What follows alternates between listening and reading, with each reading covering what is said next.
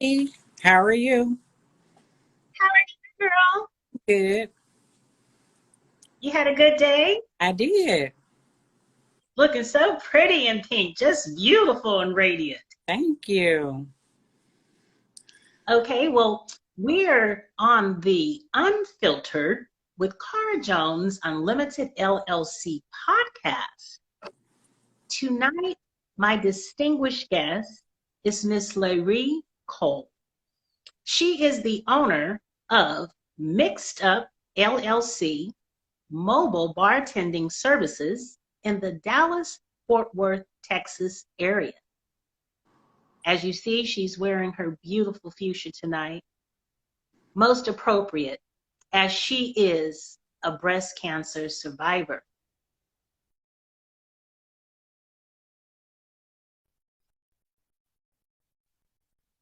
Presented on the Unfiltered podcast. And we are delighted to be in Texas with a fellow Texan. So tell me, you said you had a good day. I did. Were you bartending today, or were you helping people restore credit today? I mean, you're so busy. What were you doing today? Today I was just doing my regular 9 to 5. I did actually get out and do some marketing and pass out some business cards for my own business, but I was just doing my regular 9 to 5 job mostly today. Well, that's not just only, they say don't quit your day job while you're trying to build your own company, right? Yes, ma'am. That's correct. Okay. Okay, so, I understand that completely. So, I was thinking back as I was preparing for this interview with you. I believe you are one of the few people I've interviewed that I actually met on Instagram. We actually met on Facebook, remember? We were doing the pearl. How? We were doing the pearl. Oh, yes, yes. Michelle Obama when she did the pearls. Yep. What was that called? What was that? Do you remember the name of that event, that online event she had? I don't, but she just said basically she asked people to take pictures in their pearls. And I think we had on Yes, ma'am. color. We both had on royal blue. And we posted Okay. our pearls. And then you commented under my post, my picture. And then we became friends since then. And that was at least, 4 years ago, maybe 5 years ago? That was like 2016, probably. Yep. That was probably 2016. And then I guess when I finally figured out that I wanted to do Instagram, I found you over here. You okay? Yep. I was just watering. Yep, I'm good. Oh, okay. Okay. Okay, well, tell me, let's start with this pink. Okay. I have a wonderful bio that you sent me Mm-hmm. that I will share on my Facebook page after this interview Okay. because I was so taken in by it. The story of a survivor.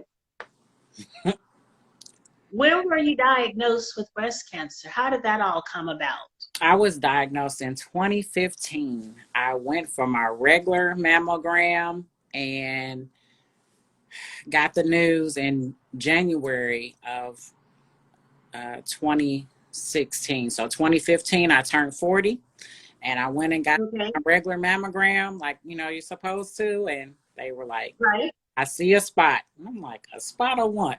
I don't drink. I don't do nothing. What do you see a spot of? And I was diagnosed Okay. stage 1 breast cancer. Okay. I had Okay. a partial mastectomy. I did 5 rounds of chemo and 33 rounds of radiation. 33 rounds of radiation. So when I talk to people on my health series, Mm-hmm. and you tell me if you're not comfortable with these questions. Okay. One thing that I like to cover on the health series podcast especially is Did you feel anything yourself before the mammogram? Nope. And the craziest part is I had my annual exam before I went to have my mammogram. So my doctor didn't even feel anything. Because Okay. it's not And you were doing, it's not always a lump. I'm sorry? Always tell you to look for a lump or feel for a lump. It's not always gonna be a lump. Mine was a mass. So you're not gonna feel. Okay. Okay. I'm glad that you pointed that out because like I said, when I record, these health series podcast episodes, I like the guests to share any symptoms they may have had, any abnormalities, and what you just said that I want everyone, males and females, to take note of, mental note, is that she did not have a lump. She did not feel a lump. She had a mass. So when you say mass, was there anything that you could feel in your breast? Nope. And like I said, my professional OBGYN didn't feel anything either. So she's very versed in doing your breast exams, and she didn't feel anything either. My God, my God.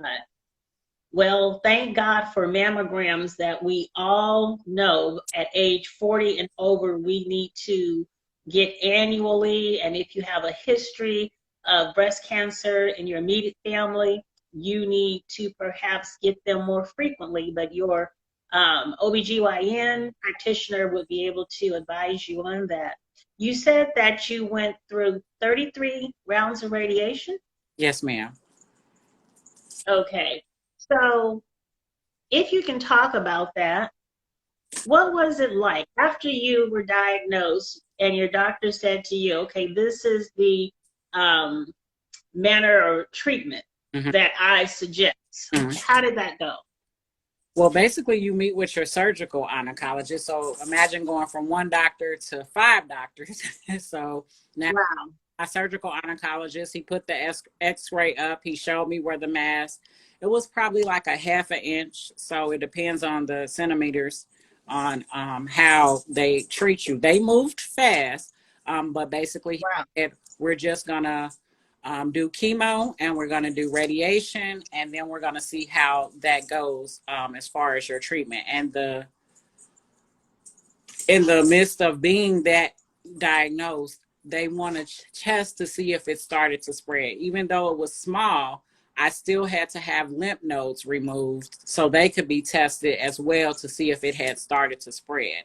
And some women might not realize, but your breasts are not just in the front of you. Your breasts go all the way back and under your arms as well. Right. That's all a part of Right. and your lymph nodes are underneath your arm, and you really don't know that you need these until they remove them. And then basically he said, we're going to try with 6 rounds of chemo and see if that works for you. By the 5th one, I was just like, Lord, take me now, because cancer won't kill you, but chemo will. And wow. At that point, he's like, well, we're going to try a more subtle way to treat it. So I did Herceptin for a year after the 5 round chemo. And Herceptin is... So is that any oral medication? No, it's a form of chemo, but it's not as harsh. It doesn't have you nauseated and not losing your hair. And when we think of chemo, that's the first thing you think. I'm going to lose my hair. and yeah, that was the least of my worries. I got chemo acne, which were bumps like all around my face. And that's not one of the symptoms that you normally get. But my surgical oncologist basically told me what he was going to do. And he didn't know at the time if he was going to have to remove my breast. He didn't know if he was going to have to remove part of it? He didn't know if he was going to have to take it or not. And basically, we joke. Well, we joke all the time. When was that decision made? He would have known. He was going to figure it out once he got in there. That's what his thing was. Once he got there, he would figure it out.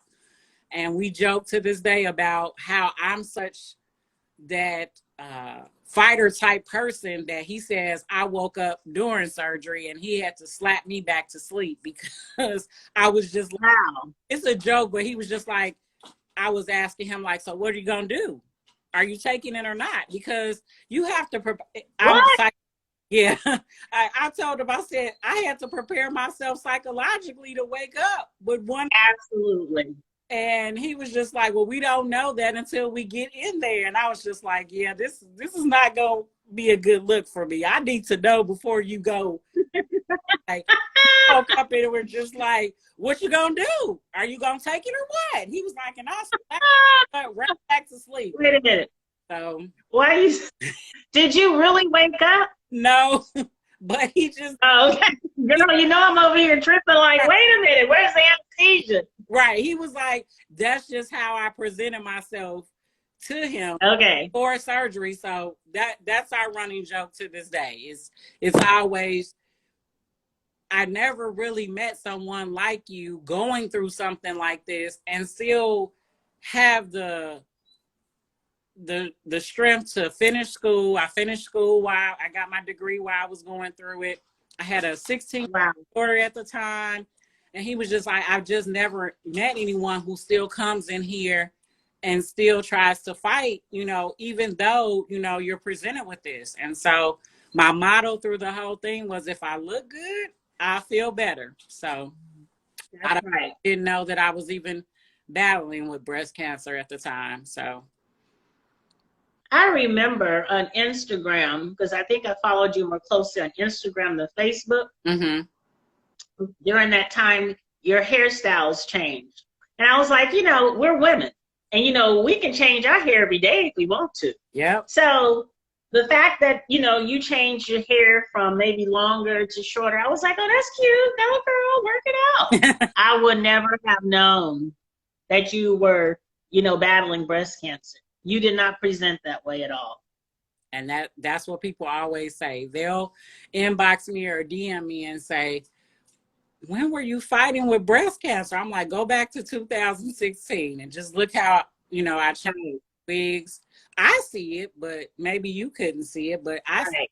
And by February of 2017, I finally started to just wear my chemo curls. And I actually liked my chemo curls. They called, those are the curls or the hair that you get after you go through chemo. And I finally was comfortable enough to present that to the world. Good for you. Well, you know, you're so photogenic and beautiful anyway. Anywhere, the way you wear your hair, or if you had no hair, your face is so pretty and you make it up so well, you would be gorgeous regardless. Hair is not a requirement or necessity for you. Thank you. Or for any lady for that matter. You know what I'm saying? Yes. It's like when you're fighting for your life, your hair is the least of your worries. But we do be concerned about our hearts. Right. Right. We do. I get it. I get it. I get it. Now, I just heard you say it's a running joke to this day. So that you went through breast cancer treatment in 2016. We're now at the end of 2020. And so you still have a relationship with your surgical oncologist, oncology meaning cancer doctor? Yes. I have to see him at least once to twice a year. And then I have to see my oncologist at least twice a year. Have to get a mammogram twice a year. I don't get regular mammograms. I get 3D mammograms now. And yes, I have to get bone density tests now because I had a hysterectomy in the process of having breast cancer. They removed that with the notion of not wanting it to be able to have anywhere to spread. So when you have a hysterectomy, a lot of women don't know, so just FYI, you're puzzle. So they have removed a piece of that puzzle. So now your body's going to shift. So that's now why I have to get a bone density test, because now they feel like your body's going to shift or you're going to shrink because that piece of the puzzle is not there anymore. Wow, I was not aware. This is really good information that you're sharing, Larry. I thank you so much, because a lot of people just don't know. If you've never, you know, been through breast cancer treatment or been around someone in your family, friends close to you, you know, who had that type of treatment, you really just don't necessarily know. And I will say to you, I do also get the 3D mammogram Mm-hmm. because for me, at age 40, when I went for my first mammogram, they found a tumor. And so that was biopsied, it was benign. Mm-hmm. But every year for the next 5 years, they found tumors. So I have five benign tumors. They all have pins in them, no issues there. But I go for my mammograms annually, and they are 3D. And I've moved a lot, but everywhere I go, I take my CDs and my film with me across all these states. Yeah, so yeah, people, it's important. You know, there's different types of mammograms. What's the regular one called, dear? It's just a regular mammogram. They don't have a special medical term for that one. Right now, they're I didn't really think so. the 3D and that one. Okay. If Yeah, they, the 3D. but you used to be you could only get the regular one. Now they're saying Right. they will pay for the 3D ones because a lot of people don't realize that breast cancer is very prominent in African American women, and they don't know why, but we probably need to get checked sooner than 40. Yep. But Yep. 40 is the threshold. But my daughter, because I've had it, she has to get it. Mm-hmm. She needs to start at 30 with hers. Right.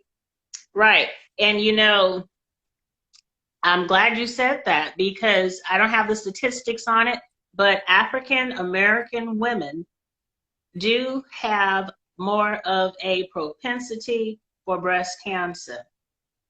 I have a cousin right now who is in breast cancer treatment.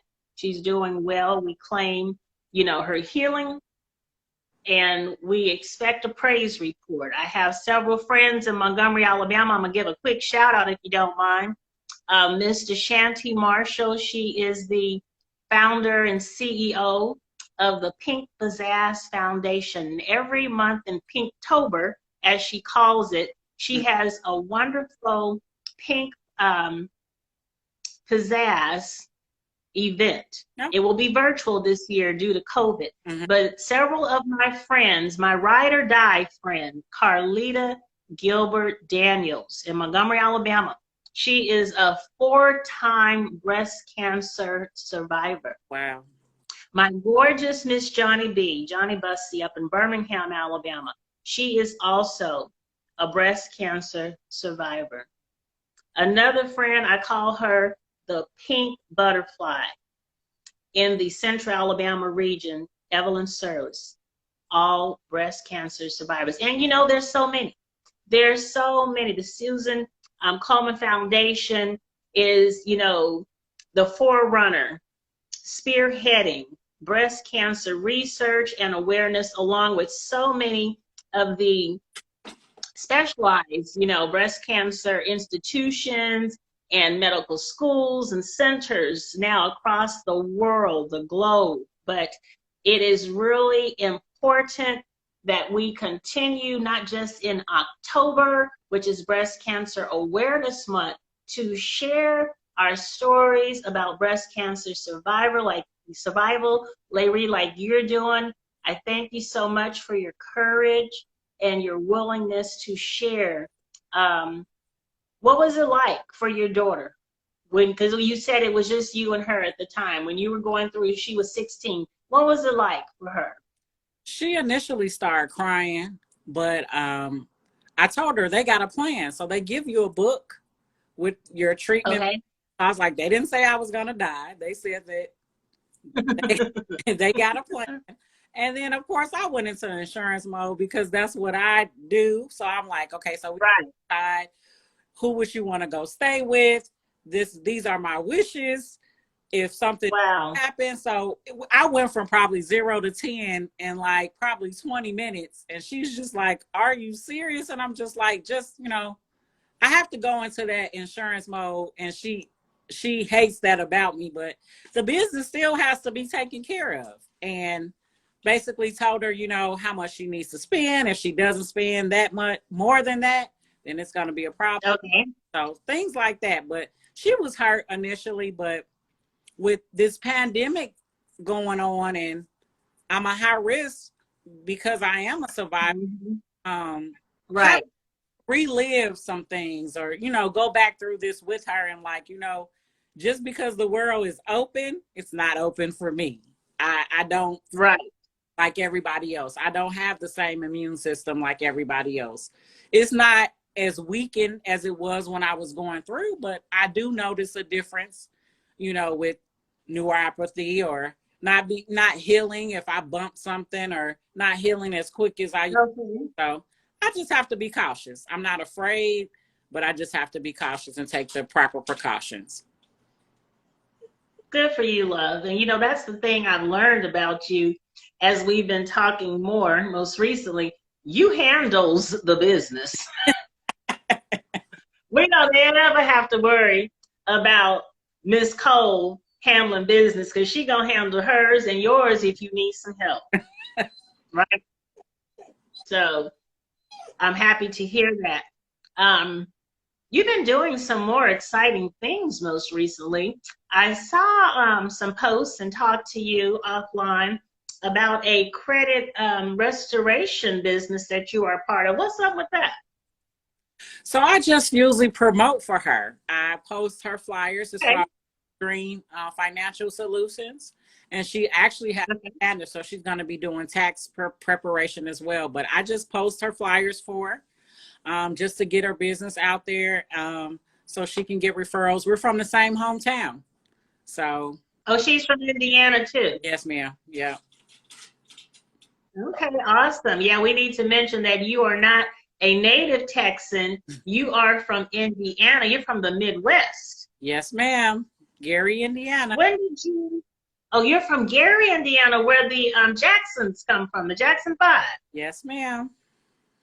Okay, I drove through there in 2000 when I moved to upstate New York. Okay. I drove through Gary, Indiana, so I passed through. It was quick. It was quick going through there. It's not that. It was real quick. Well, they make us strong and tough, and we can pretty much go anywhere and make it.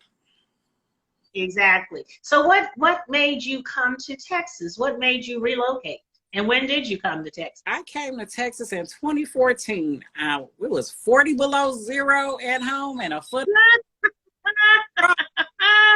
I drove here. My job, my full-time job, got a promotion, and I was like, oh, where the money is. So I've been in Texas ever since. So it's been almost 8 years. Good for you. Congratulations. Thank you. So you and the baby got in the car. Did you bring a U-Haul? What'd you do? I had a U-Haul, and I had my vehicle hooked up to a U-Haul, and we drove. And it was the scariest, probably one of the scariest things I've done, because this is the second time that I've moved. I used to live in Las Vegas for 5 years. So this is the second time I've drove cross country. And during this time, there were trucks and cars jackknife on the side of the road because that storm was really bad. And the snow. Yeah, the snow. We made it. Yeah. We've been here ever since. And not trying to leave, huh? No time soon. No time soon, girl. I hear you. I just told my mama, I said, I might have one more move in me. But you know, I really, at my age, I ain't trying to deal with no snow, maybe for a visit, but it's going to take something major for me to even consider the snow again, because the snow ain't no joke, baby. The people that never lived in it, they say, oh, it's so pretty. Let me tell y'all, it's a lot of work. It is. And you got to layers of clothes just to get to where you're going to go to work or whatever. Then you got to get there, come out of that, you're sweating. Am I right? It's a lot of work. Oh, okay. Just so they know. It's for them that think they might want to do it. Watch the news, the national news. Coming soon, the snow will be rolling in through end of October, November, probably to March, April, May in some states, right? Minnesota already got snow. No, they didn't, girl. I didn't see that on the news report. Are you serious? Yep. And then we got a cold front coming through on Texas. The high is supposed to be 45 Tuesday. 45. Yeah, I saw that. I saw that. Well, I'll take it. I'm gonna miss wearing my shorts because I still wear my shorts, every day. So I'm gonna miss that, but it's okay because I have hot flashes, so I can use some air right about now, some cool. You definitely can relate to the hot flashes. Yes. So I saw when you sent me, I think, an invitation on Facebook to like a business page, a community page. And I said, okay, what's up? And I looked at it and I was trying to understand. It looked like it said mixed, but it was a 3 in there. What is Mixed Up LLC all about? And how did it come into being? That's my business. So it's a mobile service. I basically do private events, weddings, birthday parties, whatever little soiree you having at your house, whatever. And I show up and I'll bartend for you. I'm TAB certified and mix my drinks. I refer to myself as a mixologist, not just a bartender. Absolutely. Because you have to know right. Good together. It's not just about making the drink. So. Right. And actually, when I lived in New York, we called the female bartenders barmaids. Mm-hmm. But when I moved to Alabama, I had a mixologist. So I understand that terminology too. Yeah, I'm definitely a mixologist. So that came about. It was supposed to come about before I got diagnosed with breast cancer, but God had a plan, and it's okay. Right. But I just started in September of this year. And kudos. My first event, Labor Day weekend, it was a birthday party. Whoa. Yeah. It was about 50 people. Small event, but okay. Social distancing too. Social distancing. Had our mask on, checking temperatures. We did everything by the book. Turned out well. Now, you just got some new masks too. Where your mask at? You got it with you? I do. Because it is just too cute. I love it. I love it. It has your business name on it. It's basically your logo, right? Yeah. With your contact information. Yes, ma'am. It's gorgeous. I love it. And thank you for the hookup. I'm going to be calling her too. I believe in networking. We as business owners, I call female business owners, regardless of their race and ethnicity. Thank you for the heart, show us some love. That's right. I call all female business owners, entrepreneurs, sisterpreneurs, female business owners. And I am happy to have you as my sisterpreneur right here in the same state of Texas. You're only about 4 hours away. So once this COVID thing is over, we will definitely connect and do some events together. Now, because I want to make sure we capture all of this and don't lose all of this, before I close out, I always invite my guests to share their contact information so anyone who might want to do business with you or book you, refer you, knows how to reach you. How can we reach you, Larry? Okay, so you can reach me.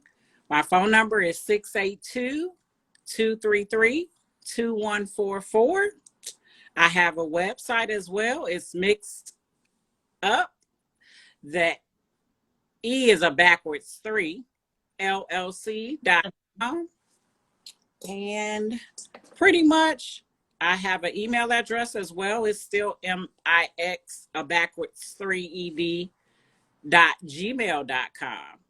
So any of those ways, I have my Facebook page and I have my Instagram page as well. So I'm on TikTok as well. Girl, wait a minute. You done got you a TikTok? Yeah. You gonna make me pull out my glasses. You know them glasses mean it's serious. I had to get on TikTok and try to reach the younger generation. So hopefully here shortly, I'll be teaching people if they want to learn how to be a mixologist, and Okay. probably going to be doing some mobile delivery, making like either gallons or the Capri Sun type things, try to cater to the Awesome. over 21 crowd. Right. Right. There is criteria for this. They have to be of legal drinking age. Yes, ma'am. Right? Yes. Yeah, we're not playing that. No, ma'am. Although, just FYI, in Texas, legally, if your parent or guardian gives you authorization or permission under the age of 18, they can drink.